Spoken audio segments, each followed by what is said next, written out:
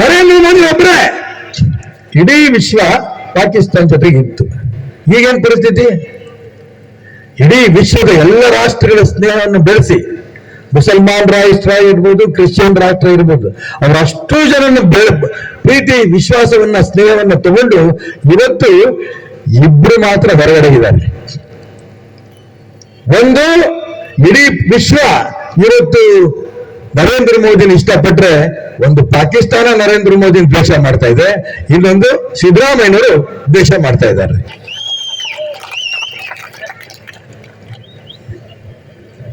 ನಾನು ಹೇಳ್ತಾ ಇರೋದ್ರಲ್ಲಿ ಒಂದು ಅಂಶ ತಪ್ಪಿದ್ರೆ ನಾನು ಎಲ್ಲಿ ಬೇಕಾದ್ರೆ ಚೆನ್ನಾಗಿ ಹೇಳ್ತೀನಿ. ಏನ್ ಹೇಳ್ತಾರೆ ನರೇಂದ್ರ ಮೋದಿಗೆ? ನರಹಂತಕ. ಯಾರನ್ನ ಕೊಂದಿದ್ರು ನರೇಂದ್ರ ಮೋದಿ? ಯಾರು ದೇಶ ದ್ರೋಹಿಗಳು ಅವ್ರನ್ನ ಈ ದೇಶದಲ್ಲಿ ನಿಮ್ಗೆ ಅಧಿಕಾರ ಇಲ್ಲ, ನಿಮ್ಗೆ ಅವಕಾಶ ಇಲ್ಲ ಅಂತ ಹೇಳುವಂತ ಗಂಡದೆ ಪ್ರಧಾನಮಂತ್ರಿ ನರೇಂದ್ರ ಮೋದಿ. ಈ ಸಭೆ ಮುಖಾಂತರ ಮನೆ ಸಿದ್ದರಾಮಯ್ಯನವರು ಎಚ್ಚರಿಕೆ ಕೊಡಕ್ಕೆ ಇಷ್ಟಪಡ್ತಾನೆ. ಇನ್ನೊಮ್ಮೆ ನಮ್ಮ ದೇಶದ ಪ್ರಧಾನಮಂತ್ರಿ ನರೇಂದ್ರ ಮೋದಿ ಬಗ್ಗೆ ಹಗುರವಾಗಿ ಮಾತಾಡಿದ್ರೆ, ಏಕವಚನದಲ್ಲಿ ಮಾತಾಡಿದ್ರೆ, ನರಾಂತಕ ಅಂದ್ರೆ ನಿಮ್ ನಾಲ್ಗೆಯನ್ನು ಕಿತ್ತು ಬಿಸಾಕ್ಬೇಕಾಗತ್ತೆ. ಈ ಎಚ್ಚರಿಕೆ ಕೊಡಕ್ಕೆ ಇಷ್ಟಪಡ್ತಾನೆ.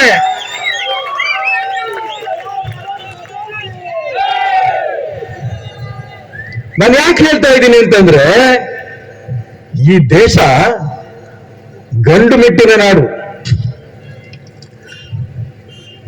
ಒಂದು ಕಾಲದಲ್ಲಿ ಕಾಂಗ್ರೆಸ್ ಹಾಗೆ ಇತ್ತು. ಕಾಂಗ್ರೆಸ್ ಅಂದ ತಕ್ಷಣ ಸರ್ದಾರ್ ವಲ್ಲಭಾಯ್ ಪಟೇಲ್, ಸುಭಾಷ್ ಚಂದ್ರ ಬೋಸ್, ಚಂದ್ರಶೇಖರ್ ಆಜಾದ್, ಸ್ವಾತಂತ್ರ್ಯ ವೀರ ಸಾವರ್ಕರ್ ಅವ್ರ ಹೆಸರು ಕೇಳಿದ್ರೆ ಮೈ ಜುಮ್ ಅನ್ನೋದು. ಈಗಿನ ಕಾಂಗ್ರೆಸ್ ನಾಯಕರಾರ್ರಿ? ಮನೆಯಲ್ಲಿ ಕೋಟಿ ಕೋಟಿ ಹಣ ಸಿಕ್ಕು ತಿಹಾರ್ ಜೈಲಿಗೆ ಹೋಗ್ಬಿಟ್ಟು ಬಂದು ಬೇಲಲ್ಲಿರುವಂತ ಡಿ ಕೆ ಶಿವಕುಮಾರ್ ಬಾರ್ನಲ್ಲಿ ಬದಲಾಟ ಮಾಡಿ ಪರಪ್ಪನಾಗ್ರ ಹೋಗಿ ಬಂದಂತ ನಲಪಾಡು ಯುವ ಕಾಂಗ್ರೆಸ್ ಅಧ್ಯಕ್ಷ, ಇತರ ಕೆಪಿಸಿಸಿ ಅಧ್ಯಕ್ಷ, ಈ ಕೆಪಿಸಿಸಿ ಅಧ್ಯಕ್ಷ ಮತ್ತು ಯೂತ್ ಕಾಂಗ್ರೆಸ್ ಅಧ್ಯಕ್ಷರು ಇವತ್ತು ಕಾಂಗ್ರೆಸ್ ನಾಯಕರು. ನಾಚಿಕೆ ಆಗ್ಬೇಕು ಕಾಂಗ್ರೆಸ್ಸಿಗರಿಗೆ. ಇನ್ನೂ ಅವ್ರ ಜೊತೆ ಕಾಂಗ್ರೆಸ್ ನಲ್ಲಿ ಇದೀರಲ್ಲ ನೀವು. ಯಾಕೆ ಕಾಂಗ್ರೆಸ್ ನಲ್ಲಿ ಇದೀರಿ? ಇಡೀ ದೇಶ ಇವತ್ತು ಕಾಂಗ್ರೆಸ್ಸಿನ ಮುಕ್ತ ಆಗ್ತಾ ಇದೆ. ಈಶಾನ್ಯ ರಾಷ್ಟ್ರಗಳು, ಗುಡ್ಡಗಾಡು ಪ್ರದೇಶ, ಅತಿ ಹೆಚ್ಚು ಕ್ರಿಶ್ಚಿಯನ್ಸ್ ಇರುವಂತ ರಾಜ್ಯ. 160 ಸ್ಥಾನಕ್ಕೆ 3 ರಾಜ್ಯದಲ್ಲಿ ಚುನಾವಣೆ ಆಯ್ತು. 618, 180. ಎಷ್ಟು ಸೀಟ್ ತಗೊಂಡ್ರು ಕಾಂಗ್ರೆಸ್? ಒಂದು ರಾಜ್ಯದಲ್ಲಿ 1 ಸೀಟು, ಇನ್ನೊಂದು ರಾಜ್ಯದಲ್ಲಿ 2 ಸೀಟು, ಇನ್ನೊಂದು ರಾಜ್ಯದಲ್ಲಿ 4 ಸೀಟು. 4, 3, 7 ಸೀಟು. 180 ತಗೊಂಡಂತ ಕಾಂಗ್ರೆಸ್ 3 ರಾಜ್ಯಗಳಲ್ಲಿ ಭಾರತೀಯ ಜನತಾ ಪಾರ್ಟಿ ಅಧಿಕಾರಕ್ಕೆ ಬಂದಿದೆಯಲ್ಲ, ಇದು ರಾಷ್ಟ್ರಭಕ್ತರ ಪಕ್ಷ ಅಂತ ತೀರ್ಮಾನ ಮಾಡಿ ನರೇಂದ್ರ ಮೋದಿ ಬೆಂಬಲ ಕೊಡ್ತಾ ಇದ್ದಾರೆ. ಉತ್ತರ ಪ್ರದೇಶ ಚುನಾವಣೆ ಹೋದ್ರು, ನಮ್ಮ ನಾಯಕರ ಬಗ್ಗೆ ಪ್ರಶ್ನೆ ಮಾಡಿದ್ರು. ಕಾಂಗ್ರೆಸ್ ನಾಯಕರು ಯಾರು? ಸೋನಿಯಾ ಗಾಂಧಿ, ರಾಹುಲ್ ಗಾಂಧಿ. ಉತ್ತರ ಪ್ರದೇಶ ಚುನಾವಣೆ ಪ್ರತಿ ವಿಧಾನಸಭಾ ಕ್ಷೇತ್ರಕ್ಕೂ ಹೋದ್ರು. 395 ಸೀಟು. ಎಷ್ಟು ಸೀಟ್ ತಗೊಂಡ್ರು ಕಾಂಗ್ರೆಸ್ನವರು? ಒಂದೂ ಇಲ್ಲ. ಡಿಪಾಸಿಟ್ ಎಷ್ಟು ತಗೊಂಡ್ರು? 4. 391 ಸೀಟಲ್ಲಿ ಡಿಪಾಸಿಟ್ ಕಳ್ಕೊಂಡ್ರು. ಇಂಥ ಕಾಂಗ್ರೆಸ್ಸಿನ ನಾಯಕರು ರಾಹುಲ್ ಗಾಂಧಿ, ಸೋನಿಯಾ ಗಾಂಧಿ ಅವ್ರನ್ನ ನಾನು ಮನೆ ಸಿದ್ದರಾಮಯ್ಯನವ್ರಿಗೆ, ಡಿ ಕೆ ಶಿವಕುಮಾರ್ ಪ್ರಾರ್ಥನೆ ಮಾಡ್ತೇನೆ, ಅವ್ರನ್ನ ಕರ್ಕೊಂಡು ಇನ್ನೇಟ ನೀವು ಪುತ್ತೂರು ಬಂದು ಇಲ್ಲಿ ಪ್ರಚಾರಕ್ಕೆ ಬರ್ರಪ್ಪ ಅಂತ ಕರಿತೀನಿ ನಾನು. ಅವ್ರ ಮಕ್ಕಳಿಗೆ ಓಟ್ ಯಾರು ಕೊಡಲ್ಲ. ಇಷ್ಟೊಂದು ಜನ ರಾಷ್ಟ್ರಭಕ್ತರಲ್ಲಿ ಕೂತಿದ್ದೀರಿ. ಮೊನ್ನೆ ಸಿದ್ದರಾಮಯ್ಯನವರು ಮಾತಾಡಿದ್ದು ಅವೆಲ್ಲ ಕೂಡ ನೋಡಿರ್ಬೇಕು. ನಮ್ಮ ಸಭೆಗೆ ಜನ ಬರ್ತಿಲ್ರಿ, ಏನಾರು ಮಾಡಿದ 500 ರೂಪಾಯಿ ದುಡ್ಡು ಕೊಟ್ಟು ಕರ್ಕೊಂಡ್ ಬರ್ರಿ. ಇದು ಅವ್ರ ಪರಿಸ್ಥಿತಿ. ದಕ್ಷಿಣ ಕನ್ನಡಕ್ಕೆ ಬಂದ್ರೆ, ಪುತ್ತೂರಿಗೆ ಬಂದ್ರೆ ಈ ರೀತಿ ರಾಷ್ಟ್ರಭಕ್ತರು ಯಾರದೇ ₹1 ಆಸೆ ಪಡೆದೇನೆ ದೇಶವನ್ನು ಉಳಿಸ್ತೀವಿ ಅಂತ ಹೇಳಿ 1,000 ಗಟ್ಟಲೆ ಬಂದಿದ್ದೀರಲ್ಲ, ನಿಮಗೆ ಸಾಷ್ಟಾಂಗ ನಮಸ್ಕಾರ ಸಲ್ಲಿಸ್ತೇನೆ.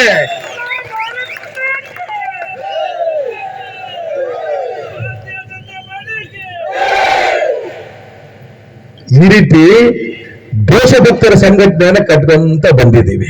ಇಂಥ ನಾಯಕರು ನಮಗೆ, ಅಂತ ನಾಯಕರು ಅವರಿಗೆ. ಭ್ರಷ್ಟಾಚಾರಿಗಳು 40%. ನಮ್ಮ ರಾಜ್ಯದ ಮುಖ್ಯಮಂತ್ರಿ ಯಡಿಯೂರಪ್ಪನವರು, ಬಸವರಾಜ ಬೊಮ್ಮಾಯಿಯವರು ಎಲ್ಲರೂ ಕೂಡ ಕೇಳಿದ್ರು, ಅಪ್ಪ ಒಂದೇ ಒಂದು ಉದಾಹರಣೆ ಕೊಡ್ರಿ, 40% ತಗೊಂಡಿದ್ದ ದಾಖಲೆ ಸಮೇತ ಕೊನೆಗೂ ಕೊಡ್ಲಿಲ್ಲ. ನಿಮ್ ಪರಿಸ್ಥಿತಿ ಏನು? ನ್ಯಾಯಮೂರ್ತಿ ಕೆಂಪಣ್ಣ ವರದಿ ಕೊಟ್ಟಿದ್ದಾರೆ. ಅರ್ಕಾವತಿನಲ್ಲಿ 800 ಎಕರೆ ಭೂಮಿನ ಡಿನೋಟಿಫೈ ಮಾಡಿ 8,000 ಕೋಟಿಯನ್ನ ಲೂಟಿ ಮಾಡುವಂತ ಮುಖ್ಯಮಂತ್ರಿ ಸಿದ್ದರಾಮಯ್ಯ ಅಂತ ರಿಪೋರ್ಟ್ ಕೊಟ್ಟಿದ್ದಾರೆ. ಬಿಜೆಪಿ ಬಗ್ಗೆ ಮಾತಾಡ್ತೀರಿ, ಯಾವತ್ ಮತ್ತೆ ಜೈಲಿಗೆ ಹೋಗ್ತಾರೋ ಗೊತ್ತಿಲ್ಲ. ಡಿ ಕೆ ಶಿವಕುಮಾರ್ ಯಾಕೆ ಜೈಲಿಗೆ ಹೋಗಿದ್ರಿ? ನಿಮ್ಮ ನಾಯಕರಿಗೆ ಕೇಳ್ರಿ. ಇದು ಶಿವಕುಮಾರ್ದು ಏನೇನು ಅಧಿಕಾರ ಇಲ್ಲ ಅವರಿಗೆ ಭಾರತೀಯ ಜನತಾ ಪಾರ್ಟಿ ಬಗ್ಗೆ ಮಾತಾಡೋದಕ್ಕೆ. ಅಭಿವೃದ್ಧಿ, ನಾನು ಹಿಂದುಳಿದವರಿಗೆ, ದಲಿತರಿಗೆ, ಅಲ್ಪಸಂಖ್ಯಾತರಿಗೆ ಸಾಕಷ್ಟು ಅಭಿವೃದ್ಧಿ ಮಾಡಿದ್ದೀನಿ ಕಾಂಗ್ರೆಸ್ಸಿನ ಮುಖ್ಯಮಂತ್ರಿ ಆದಾಗ. ಈ ಮಾತು ಸಿದ್ದರಾಮಯ್ಯವರು ಹೇಳ್ತಾ ಇದ್ರು. ಮತ್ತೆ ಯಾಕಪ್ಪ ಚಾಮುಂಡೇಶ್ವರಿ ಸೋತದೆ? ನೀನ್ ಸೋತ್ಲಿಲ್ಲ, ನಿಮ್ ಪಕ್ಷದ ಕಾಂಗ್ರೆಸ್ಸಿನ ನಾಯಕರೇ ನಿನ್ನ ಸೋಲಿಸಿದ್ರು. ಯಾಕೆ ಸೋಲಿಸಿದ್ರು ಅಂದ್ರೆ, ಕೊರಟಗೆರೆಯಲ್ಲಿ ಪರಮೇಶ್ವರ್ ಸ್ಪರ್ಧೆ ಮಾಡಿದಾಗ ಇವನೇನಾದ್ರು ಗೆದ್ದು ಬಿಟ್ರೆ ಮುಖ್ಯಮಂತ್ರಿಗೆ ಅಡ್ಡ ಬರ್ತಾನೆ ಅಂತ ಅಂದ್ಕೊಂಡು ಇವರೇ ದುಡ್ಡು ಕೊಟ್ಟು ಕಾಂಗ್ರೆಸ್ಸಿನ ಕೆಲವು ಯುವಕರನ್ನ, ವಿಶೇಷವಾಗಿ ಅವರ ಕುರುಬ ಸಮಾಜದ ಯುವಕರನ್ನ ಬಿಟ್ಟರು. ಎಲ್ಲೂ ಕೂಡ ಪರಮೇಶ್ವರ್ ಗೆಲ್ಲಬಾರದು ಈ ದಿಕ್ಕಿನಲ್ಲಿ ಪ್ರಯತ್ನ.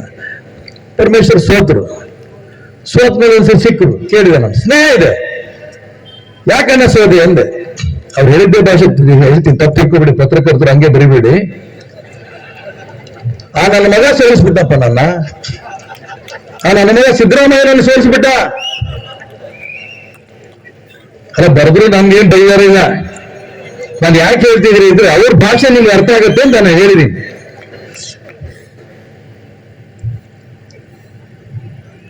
ಚಾಮುಂಡೇಶ್ವರಿ ಚುನಾವಣೆ ಬಂತು.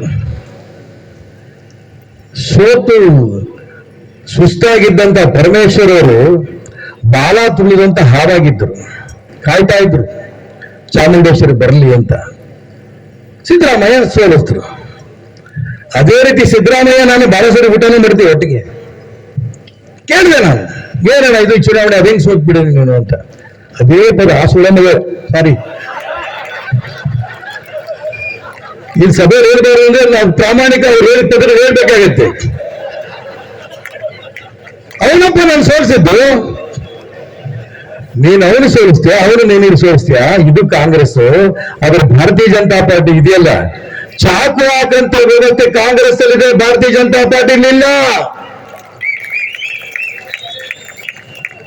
ಇಷ್ಟ ತನಕ ನಮ್ಮ ಜಿಲ್ಲಾ ಅಧ್ಯಕ್ಷರು ಮಾತಾಡ್ತಾರಂತ ಸಂದರ್ಭದಲ್ಲಿ ಆನಂದ ಆಯ್ತು ನನಗೆ.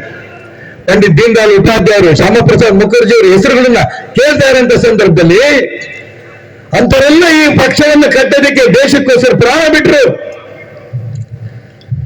ದೀನ್ ದಯಾಳ್ ಉಪಾಧ್ಯಾಯರು ರೈಲಲ್ಲಿ ಹೋಗ್ತಾ ಇರೋಂಥ ಸಂದರ್ಭದಲ್ಲಿ ಅವರ ಶರೀರದ ಮೇಲೆ ಅಟ್ಯಾಕ್ ಮಾಡಿ ಸಾಯಿಸಿ ಮೊಘಲ್ ಸರಾಯ್ನಲ್ಲಿ ಬಿಸಾಕಿ ಹೋದ್ರು.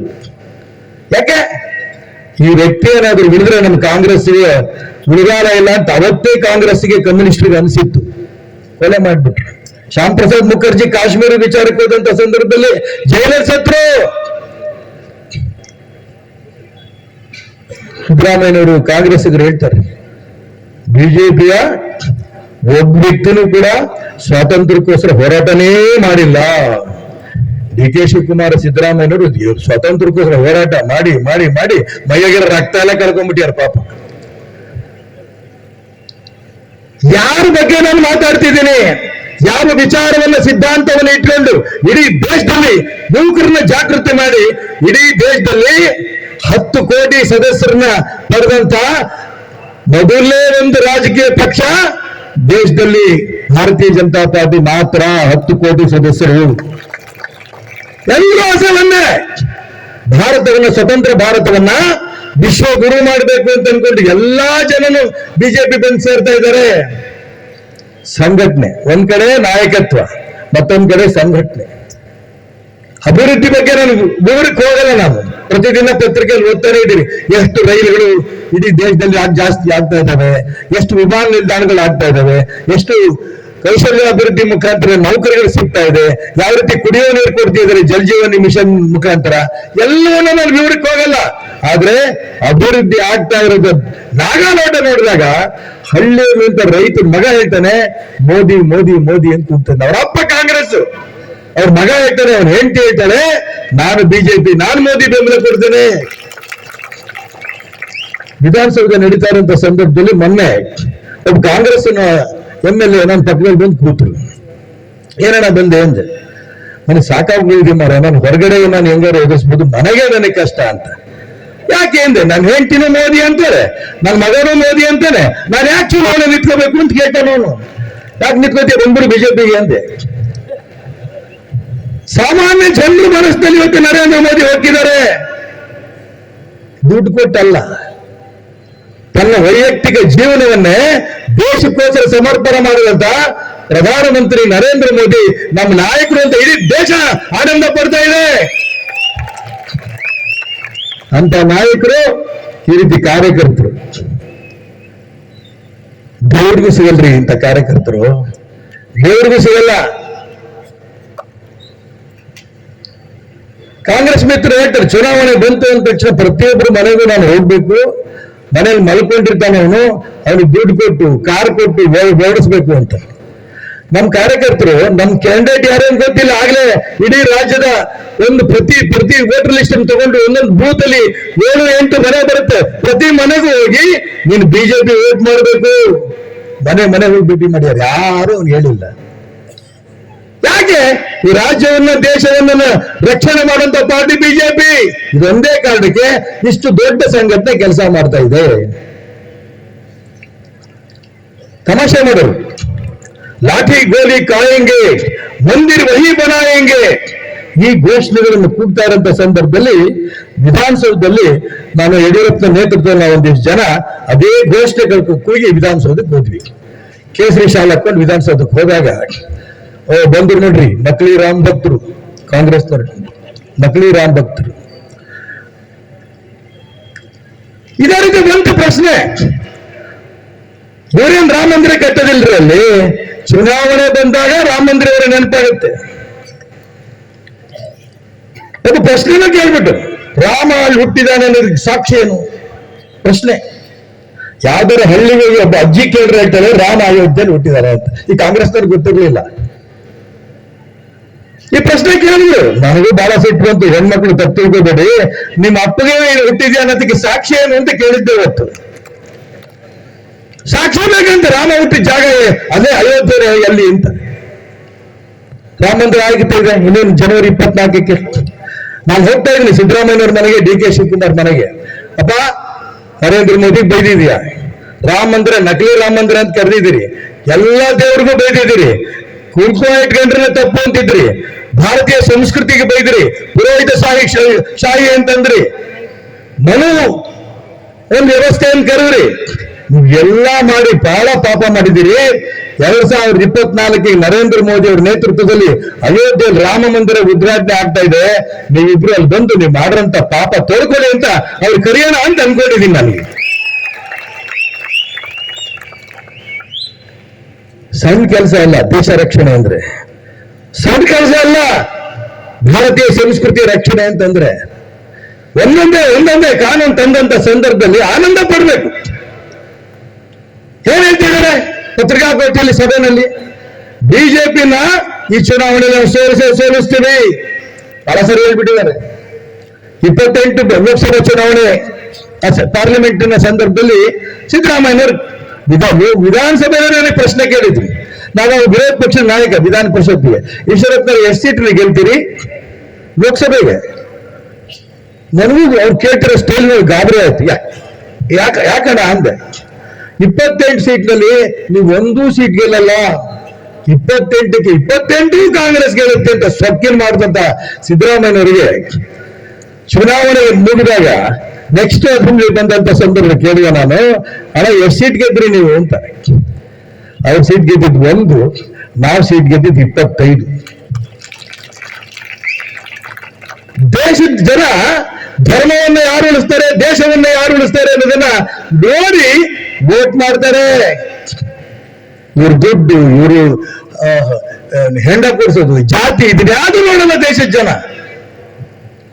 28ಕ್ಕೆ 25 ಸೀಟ್ ಒಂದೇ ಒಂದು ಕಾಂಗ್ರೆಸ್. ಆ ಸಂದರ್ಭದಲ್ಲಿ ವಿಜಯದಶಮಿ ಉತ್ಸವ ಮೈಸೂರಲ್ಲಿ ಚಾಮುಂಡಿಯ ಮೆರವಣಿಗೆ ಸಂದರ್ಭ. ಆ ಒಂದು ಚಾಮುಂಡಿ ಮೆರವಣಿಗೆ ಉದ್ಘಾಟನೆ ಮಾಡಿ ಸಿದ್ದರಾಮಯ್ಯ ಹೊರಗೆ ಬಂದಾಗ ಪತ್ರಕರ್ತರು ಪ್ರಶ್ನೆ ಕೇಳ್ತಾರೆ, ಇವತ್ತು ಚಾಮುಂಡಿಯ ಒಂದು ರಥ ಇದನ್ನ ಉದ್ಘಾಟನೆ ಮಾಡಿದಿರಿ, ಈ ಅಸೆಂಬ್ಲಿ ಚುನಾವಣೆ ಆದ ನಂತರ ಯಾರು ಮುಖ್ಯಮಂತ್ರಿ ಆಗ್ತಾರೆ, ಯಾರು ಇದನ್ನು ಉದ್ಘಾಟನೆ ಮಾಡ್ತಾರೆ ಅಂತ ಪತ್ರಕರ್ತರು ಕೇಳಿದ್ರೆ ಉತ್ತರ ಕೊಡ್ತಾರೆ, ಇವತ್ತು ಮುಖ್ಯಮಂತ್ರಿಯಾಗಿ ನಾನು ಉದ್ಘಾಟನೆ ಮಾಡಿದ್ದೀನಿ, ಅಸೆಂಬ್ಲಿ ಚುನಾವಣೆ ಆದ್ಮೇಲೆ ಮತ್ತೆ ನಾನೇ ಮುಖ್ಯಮಂತ್ರಿಯಾಗಿ ಉದ್ಘಾಟನೆ ಮಾಡ್ತೀನಿ. ಮುಖ್ಯಮಂತ್ರಿ ಆಗಿದ್ರಲ್ಲಿ ಚಾಮುಂಡೇಶ್ವರ ನಡೆಬಿದ್ದೋದ್ರು. ಅವ್ರ ಕಾರ್ಯಕರ್ತರೇ ಸೋಲಿದ್ರು. ಮನೆ ಚಾಮುಂಡೇಶ್ವರಿ ಕಾರ್ಯಕರ್ತರು ಹೋಗಿ ಪತ್ರಿಕೆಯನ್ನು ಓದಿರ್ಬೋದು, ಚಾಮುಂಡೇಶ್ವರಿ ಬಂದು ನಿಂತ್ಕೋಬೇಕು. ಸಿದ್ದರಾಮಯ್ಯ ಏನು ಹೇಳಿ ಉತ್ತರ ಅವರಿಗೆ, ಮೊನ್ನೆ ಚುನಾವಣೆ ಸೋಲಿಸಿ ಕರೆಯಕ್ಕೆ ಬಂದಿದ್ರಲ್ಲ, ನಾಚೆ ಆಗಲ್ಲ ನಿಮಗೆ? ಚಾಮುಂಡೇಶ್ವರಿ ಸೋಲ್ಸಂಗ್ ಮಾಡಿದ್ಯಾರು? ಕಾರ್ಯಕರ್ತರು ಕೂಲಿ ಆಳುಗಳಲ್ಲ. ಕಾಂಗ್ರೆಸ್, ಬಿಜೆಪಿ, ಜೆಡಿಎಸ್ ಇರ್ಬೋದು, ಕೂಲಿ ಆಳುಗಳಲ್ಲ. ಅವರು ನಮ್ಮ ಲೀಡರ್. ಪ್ರೀತಿಯಿಂದ ಮಾತಾಡಿದಾಗ ಬಂದು ವಿಶ್ವಾಸದಲ್ಲಿ ಮಾತಾಡಿ ಗೆಲ್ಲಿಸ್ತಾನೆ. ನೀನು ಮುಖ್ಯಮಂತ್ರಿ ಆಗಿ ಅಂದ ತಕ್ಷಣ ಅಹಂಕಾರ ಮಾಡಿದ್ರೆ ನೀನು ಎಲ್ಲಿ ಕೂರಿಸ್ಬೇಕು ಅಲ್ಲಿ ಕೂರಿಸಿದ್ರು. ಚಾಮುಂಡೇಶ್ವರಿ ನಿಲ್ಲಂತೆ. ಬಾದಾಮಿ ಅಕಸ್ಮಾತ್ ಲಾಟ್ರಿ ಹೊಡೆದಂಗೆ ಗೆದ್ಬಿಟ್ರು. ಇರ್ಲಿ, ಈ ಬಾದಾಮಿಗೂ ಹೋಗಲ್ಲಂತೆ. ಯಾಕೆ? ಬಹಳ ದೂರ ಆಗತ್ತಂತೆ. ಬೆಂಗಳೂರಿಗೆ ಬಾದಾಮಿ ಬಹಳ ದೂರ. ಮುಖ್ಯಮಂತ್ರಿ ಮಾಡ್ರಿ, ಎಲ್ಲ ಕುರುಬರನ್ನ ನಿಂದೆ ಜೊತೆ ನಿಂತ್ಕೊಳ್ಳಿ, ನಾನ್ ಮುಖ್ಯಮಂತ್ರಿ ಆಗ್ತೇನೆ.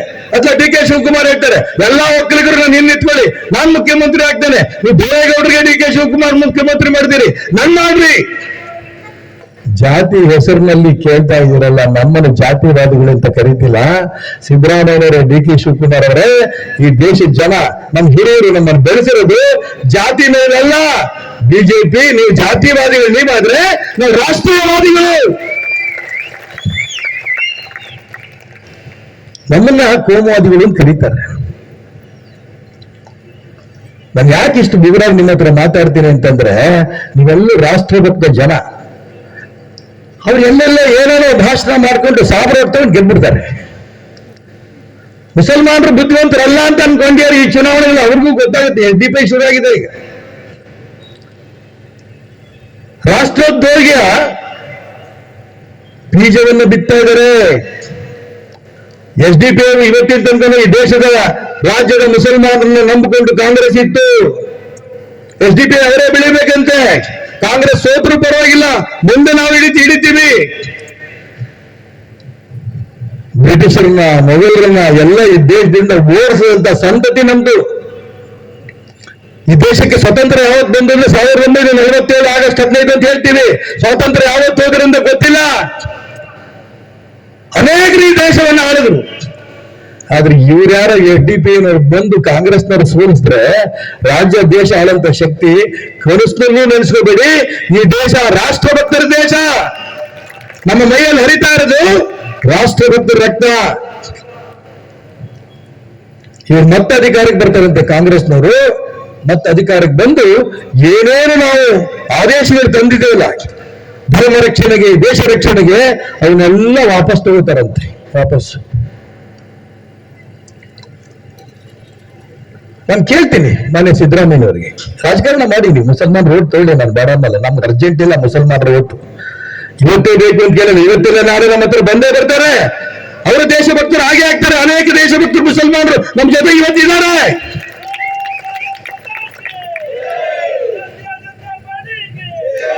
ಏನ್ ಪರಿಸ್ಥಿತಿ ಅವ್ರಿಗೀಗ?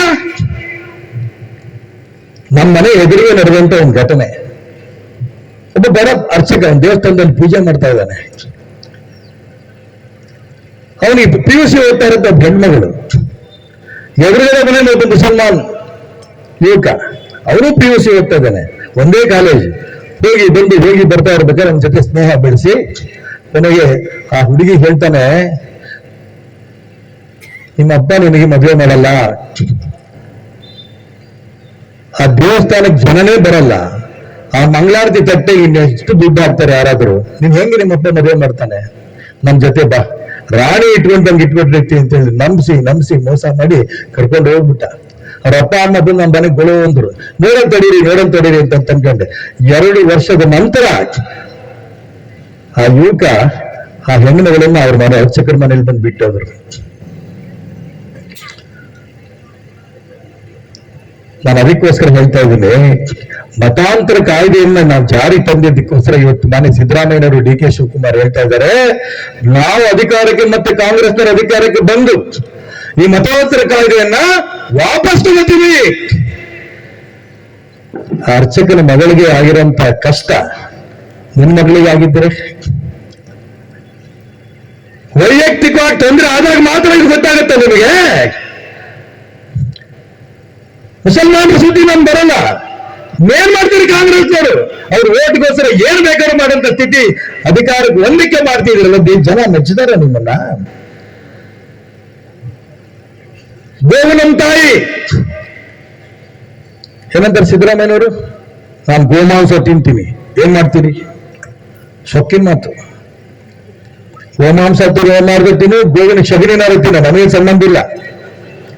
ಆದರೆ ಗೋವು ತಾಯಿ ಅಂತೀರಂತ ನಾವು ಗೋಹತ್ಯೆ ನಿಷೇಧವನ್ನು ಬಿಲ್ ಪಾಸ್ ಮಾಡ್ಕೊಂಡಂತ ಸಂದರ್ಭದಲ್ಲಿ ನಿಮ್ ಸರ್ಕಾರ ಬಂದ್ರೆ ಮತ್ತೆ ಜನ ಗೋ ಹತ್ಯೆ ಮಾಡೋದಕ್ಕೆ ಅವಕಾಶ ಮಾಡ್ಕೊಡ್ತೀನಿ ಅಂತ ಹೇಳ್ತಾ ಇದ್ದಾರಲ್ಲ. ಚುನಾವಣಾ ಪ್ರಣಾಳಿಕೆಯಲ್ಲಿ ಹಾಕ್ಬಿಡ್ರಿ ನೀವು. ನಾವು ಅಧಿಕಾರಕ್ಕೆ ಬಂದ್ರೆ ಗೋಮಾಂಸ ತಿನ್ನೋದಕ್ಕೆ ಎಲ್ರಿಗೂ ಅವಕಾಶ ಕೊಡ್ತೀವಿ, ವಧೆ ಮಾಡಕ್ಕೆ ಅವಕಾಶ ನಾವು ಮಾಡ್ಕೊಡ್ತೀವಿ, ಮತಾಂತರ ಎಷ್ಟ್ ಬೇಕಾದ್ರೂ ಮಾಡ್ಕೊಂಡೋಗಿ, ಯಾವ ಹೆಣ್ಮಕ್ಳನ್ನಾರು ಹೊತ್ಕೊಂಡೋಗ್ಲಿ, ನಿಮ್ ಅಡ್ಡ ಬರಲ್ಲ. ಎಷ್ಟಾರು ಬಾಂಬ್ಗಳು ಹಾಕೊಂಡೋಗಿ PFI ನ ಬಿಜೆಪಿ ಸರ್ಕಾರ ಬ್ಯಾನ್ ಮಾಡಿದ್ರೆ ನಾವು ವಾಪಸ್ ತಗೋತೀವಿ, ಎಷ್ಟಾರು ಅರಾಜಕತೆ ಹಾಗೆ ಚುನಾವಣೆ ಪ್ರಣಾಳಿಕೆ. ವೋಟ್ ಒಂದಕ್ಕೋಸ್ಕರ ಎಲ್ಲಾ ಹಲ್ಕಟ್ಗಿರಿ ಮಾಡಕ್ಕೂ ತಯಾರಿದ್ದೀರಿ ಅನ್ನಂತ ಕಾಂಗ್ರೆಸ್ನವರ ದೇಶದಲ್ಲಿ ನಿರ್ಮಾಣ ಮಾಡಾಗಿದೆ. ಬರಲಿಟ್ಕೊಳ್ಳಿ, ನಾಳೆ 2023 ನಿಮ್ಮಂತ ಪ್ರಾಮಾಣಿಕ ರಾಷ್ಟ್ರಭಕ್ತರು ಮನೆ ಹಳ್ಳಿ ಹೋಗಿ ದೇಶವನ್ನು ಉಳಿಸಂತ ನರೇಂದ್ರ ಮೋದಿ ಅವರ ಸರ್ಕಾರ, ಕರ್ನಾಟಕ ರಾಜ್ಯದಲ್ಲಿ ಭಾರತೀಯ ಜನತಾ ಪಾರ್ಟಿ ಸರ್ಕಾರವನ್ನ ಇನ್ನೂ ತರ್ತೇವೆ. 24ರಲ್ಲಿ ಮತ್ತೊಮ್ಮೆ ಈ ದೇಶದ ಪ್ರಧಾನಮಂತ್ರಿ ನರೇಂದ್ರ ಮೋದಿ ಮಾಡೇ ಮಾಡ್ತೀವಿ ಅಂತ ಜನ ತೀರ್ಮಾನ ಮಾಡಿದ್ದಾರೆ.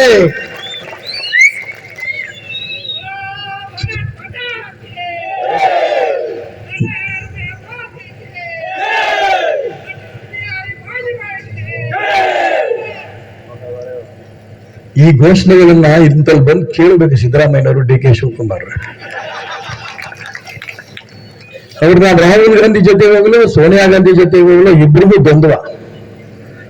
ಆ ರಾಹುಲ್ ಗಾಂಧಿಗೂ ಇಲ್ಲಿ ಬಂದ ದ್ವಂದ್ವ. ಇವರಿಬ್ರು ಹಂಗೂ ಹಿಂಗೂ ಆ ಕಡೆ ಇಬ್ರು ಈ ಕಡೆ ಕುತ್ಕೊಂಡಾಗ ಇಬ್ರು ನಿಂತಾಗ ಕೈ ಕೊಡಕ್ ಹೋಗ್ರು, ಬಾಚು ತಬ್ಗೊಳಿ ಅಂತಾನೆ ರಾಹುಲ್ ಗಾಂಧಿ. ಯಾಕೆ? ಇವ್ರು ಒಂದಿಲ್ಲ ಅಂತ ಗೊತ್ತವ್ರಿಗೆ. ಬಾಚ್ ತಬ್ಕೊಳ್ಳೋದು ನಾಟಕೀಯವಾಗಾರು ತಬ್ಕೋಬೇಕಾದ್ರೆ ಇಬ್ರು ಕೈಯಲ್ಲಿ ಚಾಕು. ಯಾವಾಗ ಅವನಿಗೆ ಹಾಕ್ತಾನೋ ಅವನವನಿಗೆ ಹಾಕ್ತಾನೋ ಇಬ್ರಿಗೂ ಗೊತ್ತಿಲ್ಲ. ಇದು ಕರ್ನಾಟಕ ರಾಜ್ಯದ ಕಾಂಗ್ರೆಸ್ ಪರಿಸ್ಥಿತಿ. ಮುಖ್ಯಮಂತ್ರಿ ಸ್ಥಾನ ಇಬ್ರು ಇಲ್ಲ ಅಂತ AICC ನಾಯಕರು ಹೇಳ್ಬಿಡ್ಲಿ ನೋಡೋಣ. ಮಲ್ಲಿಕಾರ್ಜುನ ಖರ್ಗೆ ಕೇಳ್ತೀನಿ ನಾವು, AICC ಅಧ್ಯಕ್ಷರಪ್ಪ. ಡಿ ಕೆ ಶಿವಕುಮಾರ್ಗೆ ಮುಖ್ಯಮಂತ್ರಿ ಮಾಡಲ್ಲ, ಸಿದ್ದರಾಮಯ್ಯನವರು ಮುಖ್ಯಮಂತ್ರಿ ಮಾಡೋದಿಲ್ಲ, ಘೋಷಣೆ ಮಾಡೋದಿಲ್ಲ. ನಾವು ಕಾಂಗ್ರೆಸ್ ಪಕ್ಷವನ್ನ ಕಟ್ಟಿ ಅಂತಂದ್ರೆ ಪಕ್ಷ ಕಟ್ತಾರ? ಪಕ್ಷ ಕಟ್ಟಕ್ಕಿಲ್ಲ. ಅವರು ಅಧಿಕಾರ ಹಿಡಿಯೋದಕ್ಕೋಸ್ಕರ ಕಾಂಗ್ರೆಸ್ನಾಗಿರೋರು.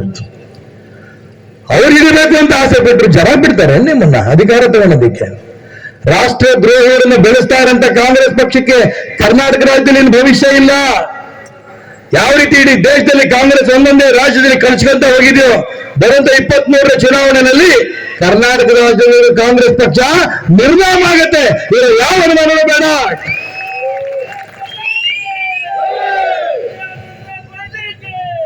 ನಾನು ಅದಕ್ಕೋಸ್ಕರ ಇಷ್ಟು ಮಾತ್ರ ಹೇಳಕ್ ಇಷ್ಟಪಡ್ತೇನೆ. ಪುತ್ತೂರು ಬಂದಂತ ಸಂದರ್ಭದಲ್ಲಿ, ದಕ್ಷಿಣ ಕನ್ನಡಕ್ಕೆ ಬಂದಂತ ಸಂದರ್ಭದಲ್ಲಿ ಈ ಭಾಗದಲ್ಲಿ ಓಡಾಡ್ಬೇಕಾದ್ರೆ ಭಾರತೀಯ ಜನತಾ ಪಾರ್ಟಿ ಇಷ್ಟು ಸಾವಿರಾರು ಸಂಖ್ಯೆಯ ಕಾರ್ಯಕರ್ತರು, ಹಿತೈಷಿಗಳು, ರಾಷ್ಟ್ರಭಕ್ತ ಸಜ್ಜನ ಬಂಧುಗಳು ನೋಡಿದಾಗ ಆ ಕಾಂಗ್ರೆಸ್ನವ್ರಿಗೆ ಅಷ್ಟೇ ಅಲ್ಲ, SDP, PFI ಅಂತ ರಾಷ್ಟ್ರ ದ್ರೋಹಿಗಳಿಗೂ ಕೂಡ ಎದೆ ಡಗಡವ ಅನ್ನತ್ತೆ.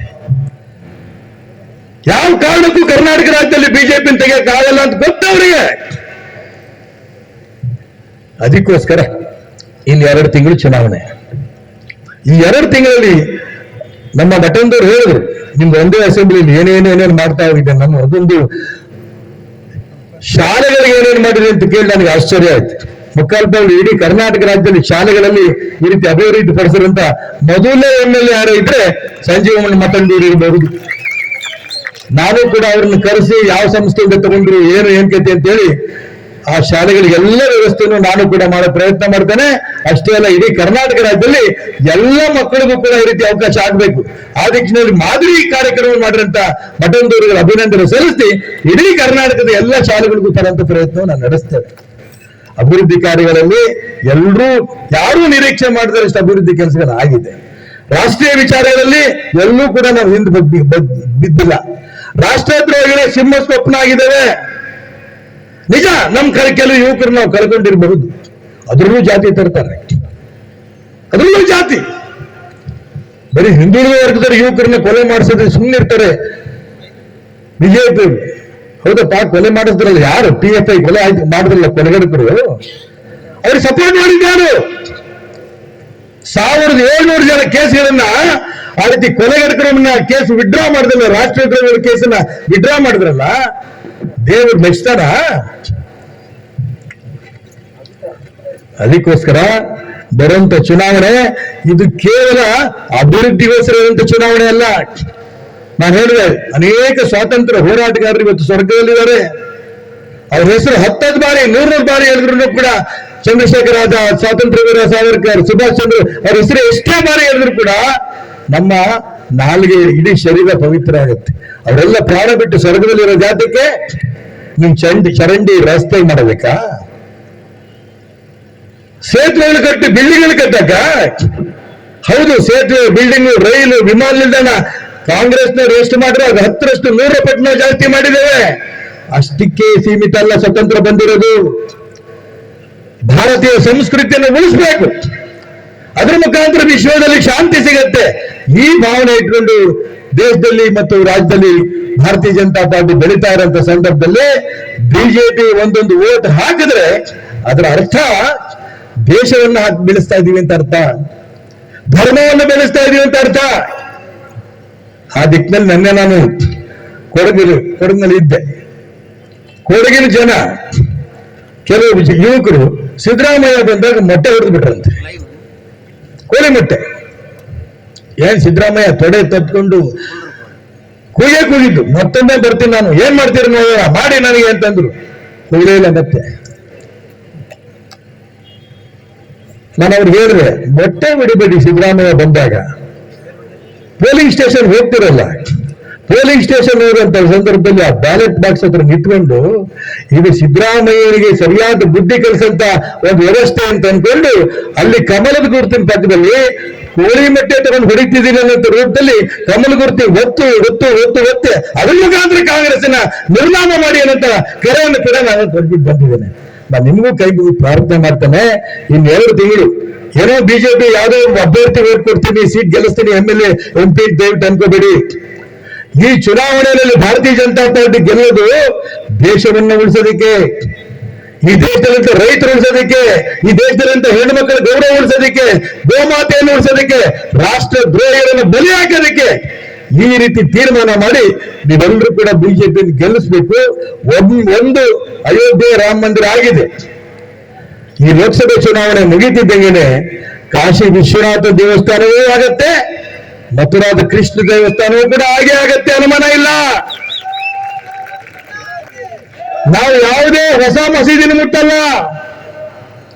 ಯಾವುದ್ಯಾವುದು ಹಿಂದೂ ದೇವಸ್ಥಾನಗಳು ಅನಾದಿ ಕಾಲದಿಂದ ಮೊಘಲರಿಂದ ಬೇರೆ ಬೇರೆ ಅನ್ಯ ಧರ್ಮದವರಿಂದ ಪುಡಿಯಾಗಿತ್ತು, ಆ ಎಲ್ಲ ದೇವಸ್ಥಾನಗಳು ಕೂಡ ಮಸೀದಿ ಇರಬಹುದು, ಇಲ್ಲದೆ ಇರಬಹುದು, ಅದನ್ನು ಕಿತ್ತಿ ಅಲ್ಲಿ ಬಿಸಾಕಿ ಅಲ್ಲಿ ಆ ಹಿಂದೂ ದೇವಸ್ಥಾನಗಳನ್ನ ನಾವು ನಿರ್ಮಾಣ ಮಾಡ್ತೇವೆ.